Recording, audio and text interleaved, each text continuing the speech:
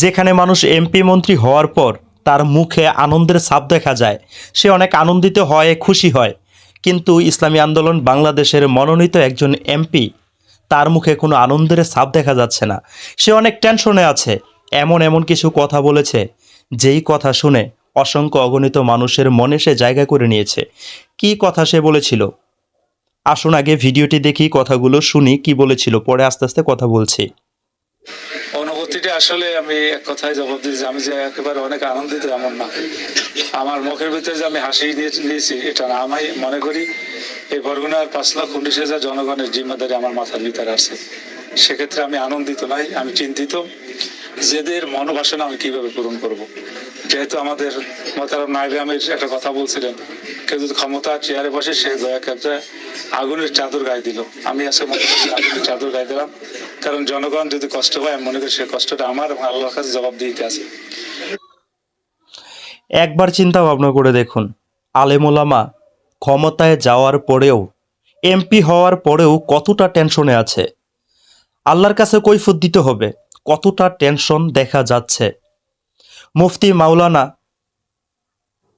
মাহমুদুল হাসান অলিউল্লাহ হাফিজাহুল্লাহর চোখে মুখে। আসুন আরেকটু সামনে যাই, কথাগুলো শুনি।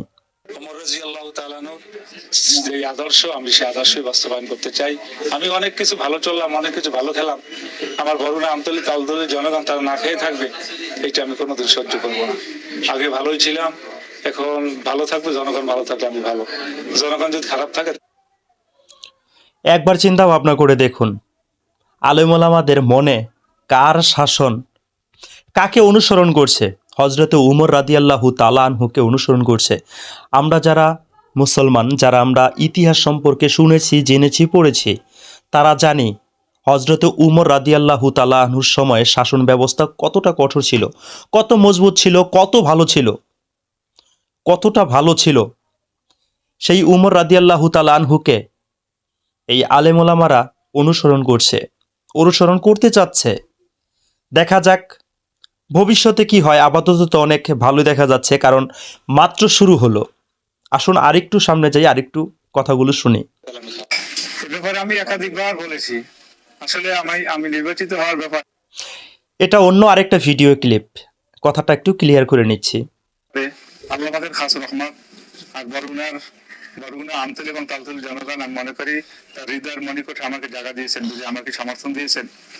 আমার ব্যক্তিগত অবশ্যই অনুভূতি হইলো আসলে আমি কিন্তু আনন্দিত না, কারণ আমি বলছিলাম না উনি আনন্দিত না, উনি অনেক টেনশনে আছেন।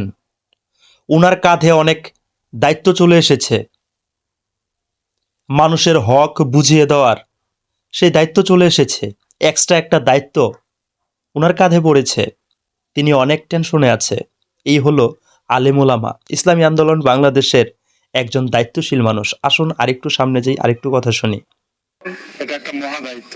দায়িত্বটা এটা একটা আগুনের পোশাক সমতুল্য, এটা একটা মারাত্মক, একটা সেনসিটিভ। কারণ ইসলামে নেতা বলতে কিচ্ছু নেই, ইসলামে খাদেম। আমি এতদিন যদি একটা দরবারের ভিতরে ছিলাম, আমি একজন পীর সাহেব হিসাবে কিন্তু ছিলাম, কিন্তু এমপি হওয়ার পরে আমার যেভাবে আনন্দিত থাকার কথা, আপনার অনেকে প্রশ্ন করছেন যে আপনি আনন্দিত না কেন।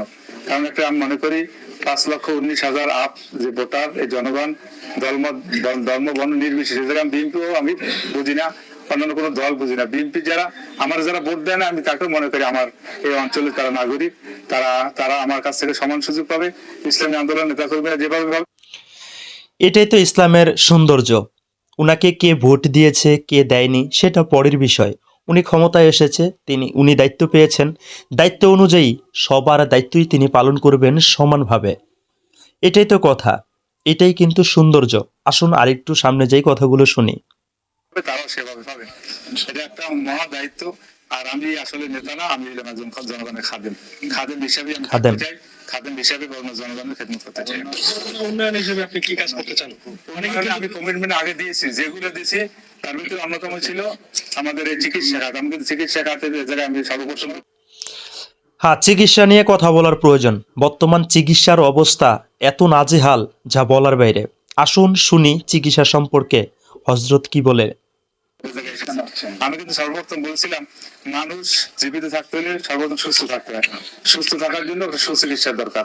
সেক্ষেত্রে অবশ্যই। আমাদের কার্যকারী ইনশাল্লাহ আশা করি আপনারা দেখতে পাবেন, বাস্তবে দেখবেন। আমরা কথায় বিশ্বাসী না, আমরা কাজে বিশ্বাসী মনে করি। আমরা এটা বিশ্বাস করি, ইসলামী আন্দোলন বাংলাদেশ শুধু কথায় বিশ্বাসী না, কাজে বিশ্বাসী। আমরা কিন্তু অসংখ্য অগণিত জায়গায় দেখেছি। মনে আছে আপনাদের দেওয়ানবাগির কথা? ইসলামী আন্দোলন বাংলাদেশ কিন্তু শুধু ওয়াজের মাঠেই, শুধু বক্তব্যের মাঠেই বক্তব্য দিয়ে ক্ষান্ত থাকেনি, তারা কিন্তু মাঠে ময়দানে নেমেছিল। মনে আছে আপনাদের? আসুন, সেটা অন্য একটা প্রসঙ্গ। এই কথার প্রসঙ্গিত আমি বললাম, তারা শুধু কথায় না, কাজেও বিশ্বাসী। আসুন আরেকটু সামনে যাই, কথাগুলো শুনি।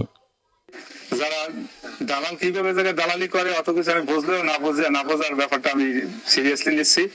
আশা করি ইনশাল্লাহ যারা এক কথায় যারা অপকর্মের সাথে জড়িত, আমি তাদেরকে মনে করব, তাদেরকে অনুরোধ করব, আপনারা স্বেচ্ছায় আপনি একটা আপনার কর্ম ঠিকানা আপনি খুঁজে নেন ইনশাল্লাহ। আপনারা কি কথাগুলো বুঝেছেন? উনাকে প্রশ্ন করা হয়েছিল, আপনি তো বর্তমান দায়িত্বে আছেন, এখন আমরা তো জানি যে দালাল কাদেরকে বলে। দালাল যারা যে হাসপাতালে রুগীগুলোকে নিয়ে যাওয়ার পর এগুলোকে কনভার্ট করে অন্য কোথাও নিয়ে যায়। আমরা কিন্তু এমন অসংখ্য অগণিত দৃশ্য দেখেছি। রুগী হাসপাতালে যাওয়ার পথেই রুগীকে সেখান থেকে নিয়ে অন্য আরেকটি জায়গাতে নিয়ে যায় যেখানে ভালো চিকিৎসা পাওয়া যায় না। রুগীর কাছ থেকে টাকা খেয়ে রুগীকে সেভাবেই ফেলে রেখে দেয়। রুগী চিকিৎসার অভাবে আরও অসুস্থ হয়ে যায়, এমন দৃশ্য কিন্তু আমরা দেখেছি। সেই বিষয় নিয়েই কিন্তু মুফতি মাওলানা মাহমুদুল হাসান হাফিজাহুল্লাহ কথা বলছে। আসুন কথাগুলো আরেকটু শুনি। দালালের স্থান হবে না যারা বলার আগেই কিন্তু তাদেরকে কর্মের কথা বলেছে, তারা যেন আগে ভাগে কোনো একটা কাজ খুঁজে নেয়। খুব সুন্দর কথা। আমি বলেছি, কিন্তু আমাকে কেউ বলে না, সাংবাদিক বন্ধুরা বলে না, জনগণও কেউ বলে না যে জায়গা ফেরি দরকার। আমি স্বেচ্ছায় কিন্তু, কারণ আমার মতো ওই জায়গা থেকে যাতায়াত করে এমন মানুষ নাই। আমি রাত্রে 1টা 2টায় কিন্তু জায়গায় যাতায়াত করি, কারণ শ্বশুর বাড়ি, এরপর আমি তো অজমাহফিল করি। আমার চেয়ে দুর্ভোগের কেউ শিকার হয় না। সেক্ষেত্রে আমি মনে করছি আমার ও জায়গায় ফেরি দরকার, জনগণের দরকার। সেই আমি বলছি কিন্তু জায়গায়।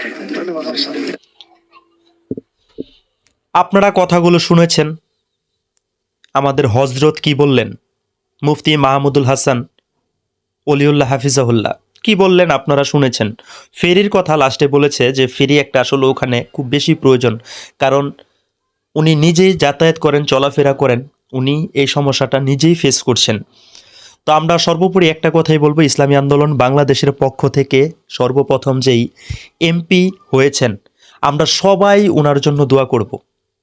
এটা কিন্তু আমাদের জন্য অনেক আনন্দিত। এই সর্বপ্রথম 2026 সালের নির্বাচনে তিনি আমাদের একজন এমপি প্রার্থী হয়েছেন। আলহামদুলিল্লাহ, আমরা সবাই ওনার জন্য দোয়া করব, ভালো ভালো দিকগুলোকে নিয়ে কথা বলবো। যদি কোনো অন্যায় করে, কোনো কিছু করে, সেগুলোকে নিয়েও আমরা কথা বলবো। তো ওনার জন্য সবাই দোয়া করবেন, পাশাপাশি আমার জন্য দোয়া করবেন। সবাই ভালো থাকবেন, সুস্থ থাকবেন। আসসালামু আলাইকুম ওয়া রাহমাতুল্লাহি ওয়া বারাকাতুহু।